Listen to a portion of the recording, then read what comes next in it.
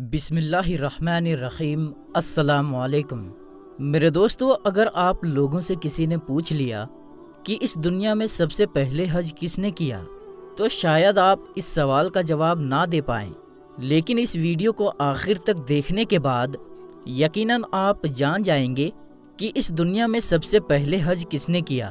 میرے دوستو، اگر آپ لوگ اس بارے میں ڈیٹیل سے جاننا چاہتے ہیں تو اس ویڈیو کو آخر تک ضرور دیکھیے گا۔ تو چلیے دوستو شروع کرتے ہیں۔ میرے دوستو، سعودی عرب میں مکہ شہر میں کعبہ شریف کی تعمیر یعنی بنانے کا کام تو حضرت آدم علیہ السلام کے دور میں ہی ہو چکی ہے۔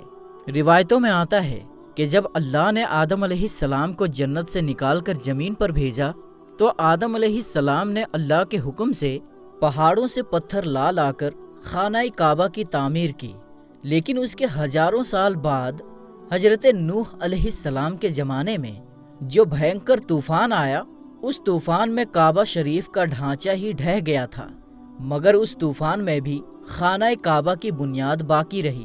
میرے دوستو، اس کے بعد یعنی کہ آج سے لگ بھگ 4000 سال پہلے مکہ شریف میں کوئی بھی نہیں رہتا تھا۔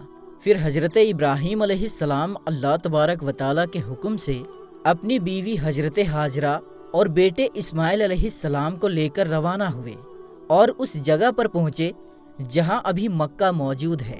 یہاں نہ ہی کوئی عمارت تھی اور نہ ہی پانی تھا اور نہ ہی یہاں کوئی رہتا تھا۔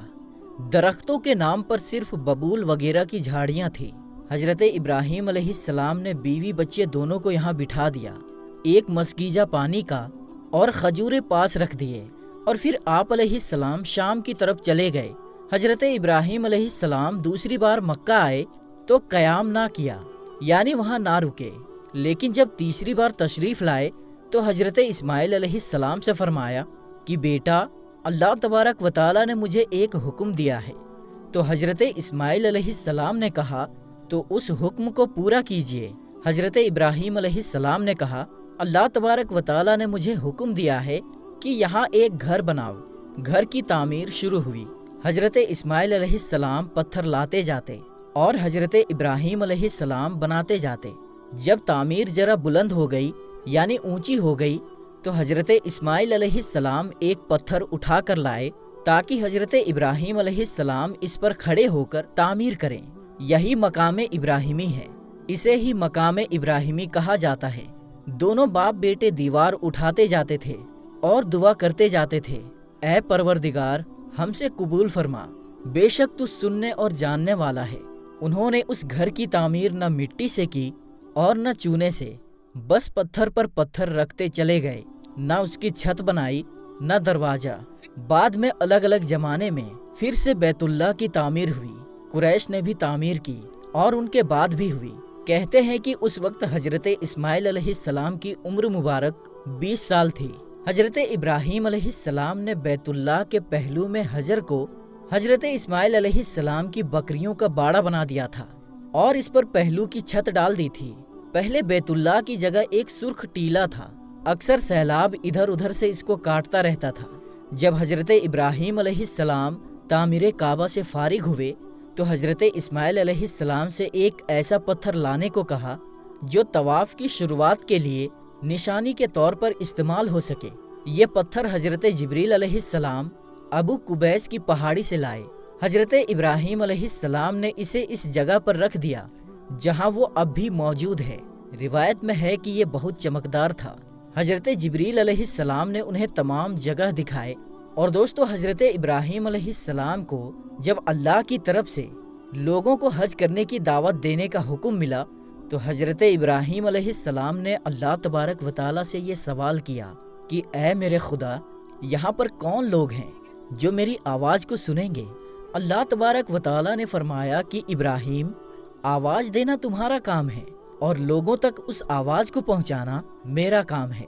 دوستو، اس کے بعد حضرت ابراہیم علیہ السلام ابو قبیس کی پہاڑی پر چڑھ کر ایک بڑے سے پتھر پر کھڑے ہوئے اور لوگوں میں حج کرنے کا اعلان کیا کہ اے لوگوں، اللہ تبارک و تعالیٰ نے ایک گھر بنایا ہے اور تم پر حج فرض کیا ہے، لہٰذا تم اپنے پروردگار کی آواز پر لبیک کہو۔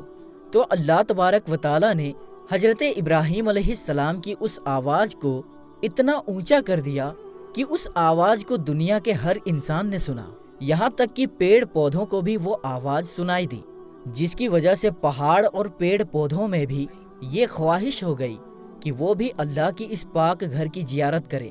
اللہ تبارک و تعالیٰ نے حضرت ابراہیم علیہ السلام کو یہ حکم دیا کہ وہ اس گھر کو رکوع اور سجدہ کرنے والوں کے لیے پاک صاف رکھے۔ علماء اکرام کے مطابق حضرت ابراہیم علیہ السلام کے اس اعلان کے بعد سے حج کی شروعات ہوئی، اور سب سے پہلا حج حضرت ابراہیم علیہ السلام نے ہی کیا۔ طاہر الکروی، جن کی اس کتاب کو عبدالصمد سارن نے اردو میں منتقل کیا ہے، لکھتے ہیں کہ حضرت عباس کی روایت کے مطابق رسول اللہ صلی اللہ تعالی علیہ وسلم نے فرمایا، اللہ کے اس گھر پر ہر دن رات میں اللہ کی 120 رحمتیں نازل ہوتی ہیں، 60 طواف کرنے والوں کے لیے، 40 نمازیوں کے لیے اور 20 اللہ کے گھر کو دیکھنے والوں کے لیے۔ حضرت حسان بن عطیہ فرماتے ہیں کہ ہم نے رسول اللہ صلی اللہ تعالی علیہ وسلم کی اس قول پر غور کیا، معلوم ہوا کہ یہ سب رحمتیں در حقیقت طواف کرنے والے کے لیے ہے، کہ وہ طواف کرتا ہے، نماز بھی پڑھتا ہے اور کعبہ شریف کی طرف دیکھتا بھی ہے۔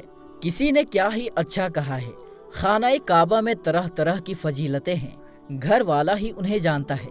جو کوئی یہاں اپنی خطاؤں سے ڈر کر آیا، اللہ تبارک و تعالیٰ اس کی حفاظت کرتا ہے۔ طاہر الکروی لکھتے ہیں، خانہ کعبہ 11 بار تعمیر ہوا۔ حضرت آدم علیہ السلام نے بنایا، حضرت شیش علیہ السلام نے تعمیر کیا، حضرت ابراہیم علیہ السلام نے تعمیر کیا، عمالقہ نے بنایا، جرہم نے تعمیر کیا، کسی نے تعمیر کیا، قریش نے بنایا، عبداللہ بن زبیر رضی اللہ تعالی عنہ نے تعمیر کیا، حجاج بن یوسف نے بنایا، پھر سلطان مراد نے بنایا جو آل عثمان میں سے تھا۔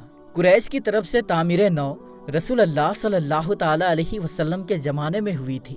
قریش کی تعمیر کے لیے جو حلال مال جمع کیا تھا وہ کافی نہیں تھا، اس لیے حجر کی طرف 6 ہاتھ ایک بالشت جگہ کم کر دی گئی تھی۔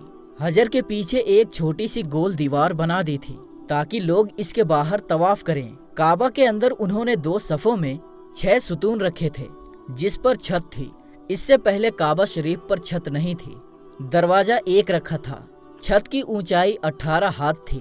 حضرت عبداللہ بن زبیر رضی اللہ تعالی عنہ کے تعمیر بیت اللہ کے بارے میں طاہر الکروی بتاتے ہیں، انہوں نے 3 دن تک استخارہ کرنے کے بعد کعبہ شریف کو بالکل زمین کے برابر کر دیا اور حضرت ابراہیم علیہ السلام کی بنیاد کو بھی کھدوایا تو دیکھا کہ وہ 6 ہاتھ ایک بالشت حجر اسماعیل میں داخل ہے، لہٰذا آپ نے انہی بنیادوں پر تعمیر کی۔